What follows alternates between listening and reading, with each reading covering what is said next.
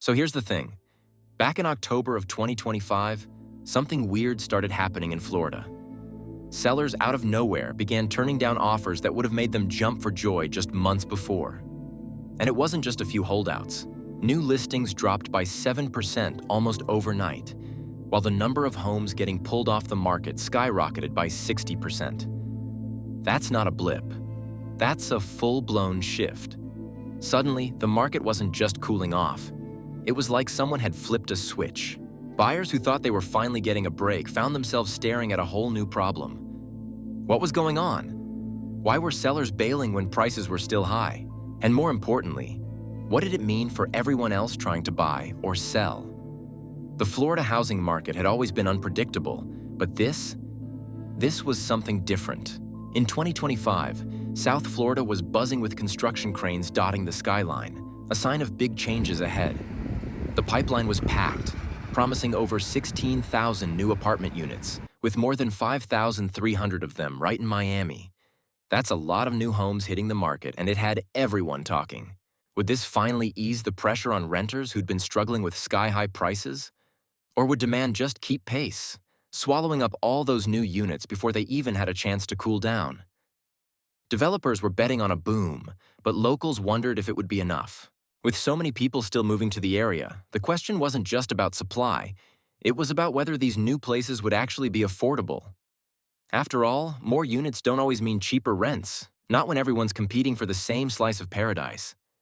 Still, for the first time in a while, there was real hope that the scales might start to tip, even if just a little. You know, something really interesting happened in Florida's housing market last year. New listings started to drop in May, and at first it was just a little dip, nothing too alarming. But then June came around, and the numbers fell a bit more. By July, it wasn't just a small decline anymore, it was getting steeper. And then August hit, and the drop really picked up speed. It was like watching a snowball rolling downhill, getting bigger and faster with every turn. By the time September rolled around, the pace of the decline had everyone talking. It wasn't just a slowdown, it was a full-on slide, and each month seemed to outdo the last in how quickly those listings were disappearing. You could almost feel the momentum building month after month with no signs of letting up. In Miami, the summer of 2025 hit homeowners hard. With insurance premiums skyrocketing and flood risks climbing, folks just couldn't justify keeping their properties on the market. Realtors were scrambling, watching listings vanish overnight. It wasn't just about the money, though that was a big part of it. It was the uncertainty. The price of the precious metal People were asking themselves, സ്വർണത്തിന്റെ price is it even worth ഭയങ്കരമായിട്ട് it to sell മുകളിലേക്ക് now? പോയിക്കൊണ്ടിരിക്കുകയാണ്. ഇപ്പൊ And കുറച്ച് more നാൾ often than മുന്നേ not, 1 the lakh answer രൂപ was no. Over in Tampa, the story wasn't much different. The heat wasn't just in the air, it was in the market. Sellers pulled back, wary of the shifting sands beneath them. Buyers, already hesitant, found even fewer options as homes disappeared from listings. The ripple effect was immediate. Neighborhoods that once buzzed with for sale signs suddenly went quiet. Local businesses felt the pinch, too, as moving trucks became a rarer sight and new families stopped rolling in. Both cities, usually hotspots for real estate, turned into cautionary tales. The dream of selling high and moving on? For a lot of folks, it just wasn't happening. Not that summer, anyway. Back in August of 2025, the median home price in Florida was sitting at $410,000. Now that might sound steep, but it was actually just 4.6% below the record high set in April of 2024. To put that into perspective, let's take a quick trip down memory lane. A decade earlier, in 2015, the median home price in Florida was hovering around $200,000. That means prices nearly doubled in just 10 years. And if you go back even further, say to 2005, you'd find homes going for around $250,000. Yeah, prices actually dipped before climbing again. But here's the kicker. Even with that slight drop in 2025, prices were still way higher than they were just a few years before. In 2020, during the height of the pandemic, the median was around $300,000. So, in just 5 years, prices jumped by over $100,000. It's been a wild ride, and while 2025 didn't quite hit that peak from 2024, it was still pretty close to the top. A few years back, you could stick a for sale sign in your front yard in Florida, and before you even finished your morning coffee, you'd have a line of buyers ready to make an offer. It was wild. Homes were flying off the market faster than you could say beachfront property. But things have shifted. Now, the average home sits for about 51 days before it sells. That's a big Gold change, price and it has tells us a doubled. lot about Miners where the have market's surged, headed. and some Back people then, are it was all starting to about ask. speed, low inventory, Imagine high demand, there's this engine, and buyers kind scrambling of humming to snag quietly anything beneath they the could get their whole hands stock. on. But now, the pace has slowed. Buyers have more time to think, more options to weigh, and sellers have to be a little more patient. It's not a bad thing, just different. The market's finding its balance again, and that's a good sign. It means we're moving away from the frenzy and into something steadier. So if you're selling, don't panic. 51 days isn't forever. It's just the new normal. You know, something really interesting is happening in Florida's housing market right now. This summer, 1 in 5 homes that were pulled off the sales market didn't just disappear, they popped back up as rentals. That's a pretty big shift, and it's changing the game for renters and buyers alike. So what does this mean for the rental market? Well, for starters, more homes available to rent could ease some of the pressure on prices, at least in the short term. But it's not all good news. If a lot of would-be sellers are turning into landlords instead, it might mean they're betting on renting being more profitable right now than selling. That could keep home prices high because fewer houses are actually hitting the market for sale. And let's not forget the renters. More options might sound great, but if demand stays strong, landlords could still keep pushing rents up. Plus, if these homes were originally listed for sale, they might be pricier than your average rental, which could drive up costs overall. It's a tricky balance, and it's definitely something to keep an eye on if you're in the market for a place to live. You know, it's getting harder and harder for folks in Florida to keep up with the cost of living, and one of the biggest hits is coming from insurance premiums. We're talking about numbers that would make anyone's jaw drop. Some homeowners are now paying as much in insurance each year as they do in property taxes. That's right, your annual premium could be just as steep as what you're already shelling out to the county.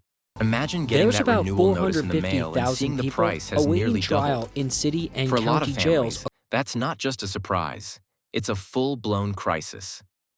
Suddenly, you're looking at hundreds, sometimes thousands, of extra dollars you didn't budget for. And it's not like you can just skip it. Without insurance, you're one storm away from losing everything. The worst part? This isn't just hitting the folks with beachfront mansions. We're talking about regular people in regular neighborhoods, the ones who've worked hard to own a piece of the American dream. Now they're stuck choosing between paying the premium or putting food on the table. It's a tough spot to be in, and it's only getting tougher. Right now, the Florida housing market is a mixed bag. Prices have been climbing steadily, thanks to strong demand from both locals and out-of-state buyers looking for warmer weather and no income tax. But higher mortgage rates are starting to cool things down a bit, making homes less affordable for some buyers. Inventory is still tight, which keeps prices up, but we're seeing more homes sitting on the market a little longer than before. Looking ahead, a few things could shape what happens next. If mortgage rates drop even slightly, we might see another surge in demand, especially from buyers who've been waiting on the sidelines. At the bond market But this if rates stay morning, high right now it or looks like climb the 10-year higher, is at prices could 4.45. The stabilize 2 or years even dip in some areas as sellers adjust to the new reality. There's also the insurance factor. Florida's home insurance costs have skyrocketed, and that's making some buyers think twice. If the state can find ways to ease that burden, it could help keep the market strong. On the flip side, if insurance keeps getting more expensive, we might see more people hesitant to buy, especially in high-risk coastal areas. And let's not forget the economy. If we hit a recession, job losses could slow things down. But Florida's population growth has been pretty resilient. Here's a shocking revelation. So even in a The U.S. downturn, government's the market debt might burden not is on the crash. brink of It surpassing could just Italy's shift and to a more Greece's for the balanced first pace. Bottom line, the Florida housing market isn't likely to crash anytime soon, but it's probably going to keep adjusting. Buyers might get a little more breathing room, and sellers might need to be more flexible. Keep an eye on those interest rates and insurance costs. They're the big wild cards right now. You know, navigating changes in the real estate market can feel overwhelming, but you don't have to figure it all out on your own. A local real estate expert has their finger on the pulse of what's happening right now. They know the trends, the neighborhoods, and even the little details that can make a big difference. They can help you understand how these shifts might affect your plans, whether you're buying, selling, or just keeping an eye on your investment. The best part? Getting started is easier than you think. A quick call or email to a trusted real estate agency can set you on the right path. They'll listen to your goals, answer your questions, and give you the clarity you need to make smart decisions. So why not take that first step today? Consider consulting with a local real estate expert to navigate these changes. It could save you time, money, and a whole lot of stress. All right, let's wrap this up. Here's what we've covered. First, we talked about the importance of setting clear goals. Without them, you're just spinning your wheels. Then, we dove into how consistency is the real game changer. Small, steady steps beat out big, sporadic efforts every time. And finally, we touched on the power of accountability. The biggest market failure Whether of it's all a time friend, is climate a change. coach, or even just tracking your video progress. is brought to you Having by someone or Captivating something History. to answer to keeps you on The track. American Revolution. Now here's your call to action. Don't just sit on this.